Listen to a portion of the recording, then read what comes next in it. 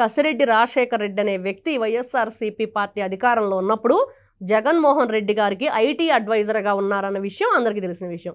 మరి అతను దీంట్లో ఎందుకు అతని పాత్ర ఉందంటే, ఎవరైతే విక్రాంత్ రెడ్డి ఉన్నారో వాళ్ళకి సంబంధించిన ఇది సమీప బంధువు అనేది ఒక సమాచారం ఉంది. మరి వీళ్ళందరూ కలిసి మద్యం కుంభకోణం ఏ విధంగా చేశారంటే, మొన్నే చూసాము, లావు కృష్ణదేవరాయ గారు దాని గురించి ఒక పెద్ద రిపోర్ట్ అయితే అమిత్ షా గారికి అందజేశారు. ఎవరు దీంట్లో కర్త క్రియ. ఈ రోజున మొన్నటి వరకు కూడా ఢిల్లీ లిక్కర్ కుంభకోణం అంటే ఒక భారీ స్థాయిలో జరిగింది. మరి లేడీ అయిన ఒక మహిళ అయిన కవిత గారు కూడా దాంట్లో ఇరుక్కొని ఆవిడ కూడా జైలు పాలయ్యి జైలు శిక్ష అనుభవించి ఈ రోజున బెయిల్ మీద బయటకు వచ్చారు.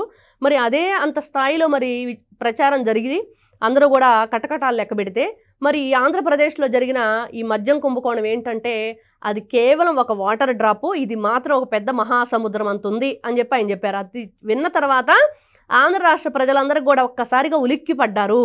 అంతే కదండి. అదే 100 కోట్ల రూపాయల స్కాము, ఇదే 1,00,000 కోట్ల రూపాయల పై స్కామ్. అవునండి.